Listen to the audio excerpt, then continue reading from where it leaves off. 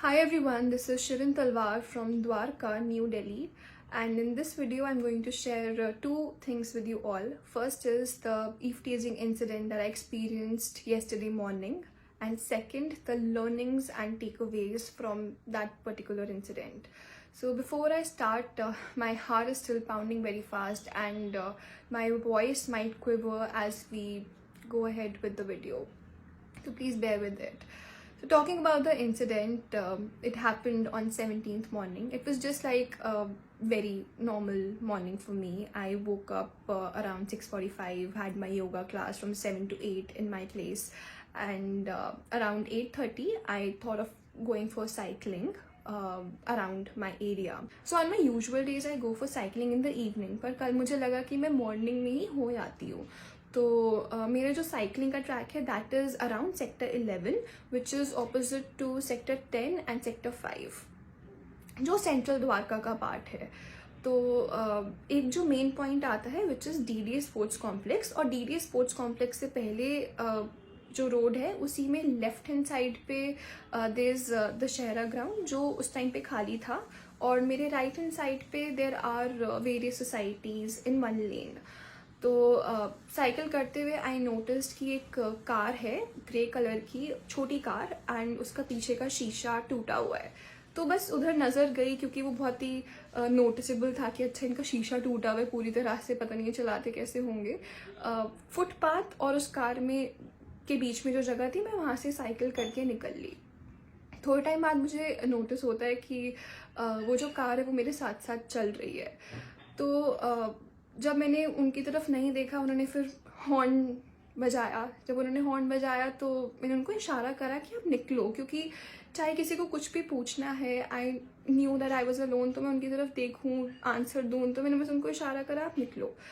तो वो निकले नहीं, वो वहीं पे थे, साथ साथ चेस कर रहे थे. तब मुझे कुछ लगा कि कुछ गड़बड़ है यहाँ पे, और इतनी देर में मैंने कहा ठीक है एक बारी रिप्लाई करते हैं. बोल रहे थे हेलो मैम, मैम सुन रहे हो? तो मैंने जैसे ही उनकी तरफ देखा तो वो मुझसे पूछते कि द्वारका सेक्टर 14 किस साइड है. तो जितनी देर में मैं रिप्लाई करती कहाँ पे है, मैंने एकदम से नोटिस करा कि उन्होंने अपनी पैंट नीचे करी हुई थी and he was rubbing his private parts. उसी टाइम मैंने उनको कहा निकल तू यहाँ से, और मैं भी गुस्से से चिल्लाई निकल तू. और इतनी देर में मुझे रियलाइज़ हुआ that there was nobody around me. There were cars passing by बहुत तेज़ स्पीड पे, और वो जो लड़का था उस कार में he started saying nasty things. तो उस टाइम पे जो दिमाग में चल रहा था ये था कि मैं रुकूं, इसको सुनाऊं, या मैं किसी को कॉल करूं. Should I take out my camera and start recording him? अगर वो उतर गया तो रोड में से अगर मैं हेल्प चिल्लाई और कोई नहीं आया तो बहुत सारे thoughts for those few seconds were going on in my mind. So till the time all these thoughts were running in my mind, I notice कि वो लड़का चुप ही नहीं हो रहा है. He was constantly saying nastiest things कि दे दे, ले ले, ये खोल वो खोल, and all those things that I never imagined about कि अच्छा ऐसा भी कुछ होता है. And he just kept saying things, और वो रुक ही नहीं रहा था, वो साथ साथ चल रहा था. एंड इतनी देर में मुझे डीडीए स्पोर्ट्स कॉम्प्लेक्स का जो बैक गेट है वो दिखता है, जहाँ पे एक दो गाड़ियाँ खड़ी थी. थोड़ा दूर था वो, बट वहीं से I started shouting help help help. और जब मैंने पहली बार हेल्प चलाया, कुछ सी के अच्छा लोग मुड़ रहे हैं, उनको पता नहीं चल रहा कि कुछ कहीं से आवाज़ आ रही है बट क्या है. फिर मैं और चिल्लाई हेल्प हेल्प हेल्प. तो जब तक मैं लोगों तक पहुंच रही थी, मतलब मेरी साइकिल की स्पीड बहुत फास्ट थी और मैं लोगों तक पहुंच रही थी, लोग भी मेरी तरफ आ रहे थे, और इतनी देर में वो डरा या क्या हुआ, वो वहाँ से भाग गया. तो जब वो ये हरकतें कर रहा था, मेरे दिमाग में यही था कि ठीक है तू आगे तो जा, मैं तेरी गाड़ी का नंबर नोट कर लूँगी, कंप्लेंट हो जाएगी. बहुत सारे थॉट्स चल रहे थे. पर जैसे ही वो लड़का आगे निकला, आई नोटिस उसकी कोई नंबर प्लेट ही नहीं थी. और जब तक लोग वो आइडेंटिफाई कर रहे थे, जब लोग इकट्ठे हुए वो उसको अच्छा ये वाली गाड़ी है, तब तक वो निकल चुका था वहाँ से. तो उसका नंबर आइडेंटिफाई नहीं हुआ. उसने पूरे रास्ते उसको जो करना था वो उसने कर भी लिया, उसको जो बोलना था वो उसने बोल भी लिया, कोई उसको पकड़ भी नहीं पाया, और वो वहाँ से निकल लिया, वो छूट गया वहाँ से. और आई वॉज पैनिकिंग. लोग वहाँ इकट्ठे हुए बट लोग चाहते थे हेल्प करना, वो लोग भी प्रिपेयर्ड नहीं थे और वो कुछ कर भी नहीं पाए. कोई उसको चेस कर भी नहीं पाया क्योंकि तब तक वो इतनी तेज निकला कि कोई इसको कैसे पकड़ पाता. तो I just sat there for a while. My body was shaking and I was feeling scared. People were still very kind. They gave me water. I calm down. उस टाइम पे कुछ मेजरली दिमाग में आ नहीं रहा था कि कैसे डील करती. घर पे कॉल करूं, पुलिस को कॉल करूं, किसी को बोलूं उसके पीछे जाए, बट वो तो निकल चुका है. वो कहाँ से उसको कैसे पकड़ सकते हैं. वो प्रिपेयर्ड था इस चीज़ के लिए और कुछ समझ नहीं आया. So I just thought of going back home. और तब तक मुझे किसी ने एस्कॉर्ट करा out of that crowd that I reach home safely. I went back home, share the incident with my parents. तो उसके बाद around 9:30 I called 1091 which is the women helpline number because I know that there are plenty of cameras in Dwarka जिनको हम रोज़ देखते हैं. और अगर कोई भी तरीका है उसको पकड़ सकते हैं तो अच्छा होगा because that incident happened between 8:40 to 9 o'clock. तो वो टाइम भी है हमारे पास. तो मैंने शेयर करा वो इंसिडेंट 1091 पे. और फिर मुझे द्वारका सेक्टर 1 की चौकी से कॉल आया. फिर पीसीआर टीम से कॉल आया. फिर वो जो पूरा जो केस था वो उन्होंने द्वारका सेक्टर 9 में ट्रांसफ़र करा. फाइनली मुझे द्वारका सेक्टर 9 के पुलिस स्टेशन से कॉल आया और सर ने कहा कि वो जो लड़का है उसका हमारे पास कोई गाड़ी का नंबर नहीं है और उसको कैसे पकड़ सकते हैं. वो किसी न किसी मिस्त्री से जाके उसने अभी तक अपना शीशा भी लगवा लिया होगा, नंबर प्लेट भी लगवा ली होगी, तो उसको पकड़ना बहुत ही मुश्किल है. और मुझे लगा ठीक है अब ये हो गया. And this was the incident that happened on 17th morning between 8:40 to 9 o'clock. So was this the best possible way to handle the situation? I feel the answer is yes and no both. Yes because अगर मैं वहाँ रुकती, उसकी photo लेती तो वो मुझे attack कर सकता था, या मैं वहीं पे लोगों को हेल्प चिल्लाती the moment he started doing it. Chances थे कि कोई भी ना आ पाता बिकॉज लोग बहुत दूर थे मुझसे.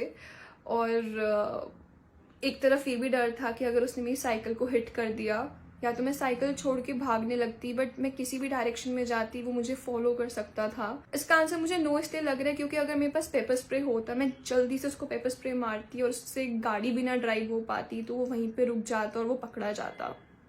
तो मैं ये नहीं कर पाई. And probably this was not the best possible way to handle the situation, but मेरी side से that was the best that I could do in that situation to be safe. Now the reason to make this video and share it on social media is not just to share my incident with you all, but also about the learnings and takeaways from this particular incident. And there are 3 learnings that I have taken. First is just to be ready at all times. It doesn't matter how far you are from your house. I was hardly 1 kilometer away. It was around 700 meters away from my home. And दिन का time था. I was wearing full sleeves कपड़े. अगर किसी को लगता है कि अच्छा कपड़े impact करते होंगे, I was wearing a mask, full sleeves, full pajama. And it doesn't matter what you're wearing. It doesn't matter what time of the day it is. It doesn't matter how far you are. And it doesn't matter what gender you are. You can still be unsafe. So just be prepared mentally कि कुछ भी हो सकता है कभी भी. And it's always recommended to carry self-defense weapons with you. जैसे paper spray हो गया, सेल्फ डिफेंस स्टिक हो गई, कुछ ना कुछ हो, चाहे हम घर से 100 मीटर दूर भी जा रहे हों. Now the second learning from this incident is that we need to learn self defence. I wonder अगर उसकी जगह 4 लोग होते, 5 लोग होते और मैं उसी रोड पे होती, then the situations could have gone worse, right. तो ऐसे केस में self defence not only teaches us the physically fighting techniques but also how to fight in that situation mentally, कि क्या करना चाहिए, कैसे रिस्पॉन्स देना चाहिए. चाहे हम किसी भी व्हीकल में हों, अगर मैं कार में भी हूँ, even then I could be unsafe. So कैसे डील करना चाहिए इन सिचुएशन से? तो self defence trains our mind according to various situations that we can face in the future. Now, third and the most important learning from this whole incident, as a life skills and soft skills trainer myself, I feel that people lack empathy, compassion and mind management skills. ये सारे skills ना compulsory होने चाहिए schools में, colleges में, corporates में, rural areas में, villages में. We need to reach out to as many people as possible so that they know how is it like to respect other individuals' freedom and their rights. For example, if somebody is feeling greedy and they don't know how to manage their mind, they will go ahead with robbery. If somebody is feeling lustful and they don't know how to manage their emotion, they will go ahead with eve teasing or even rape. If somebody is feeling angry and they don't know how to handle their mind at that moment, they might go ahead and commit suicide or murder. So I just feel that mind management skills need to be compulsory everywhere and we should not neglect our emotions, क्योंकि वो हमारे जैसे ही लोग होते हैं जिनमें ऐसी emotions आती हैं and then they are not able to control it, और वो ऐसे कोई घटिया हरकत कर देते हैं. So these were the 3 main learnings from this incident.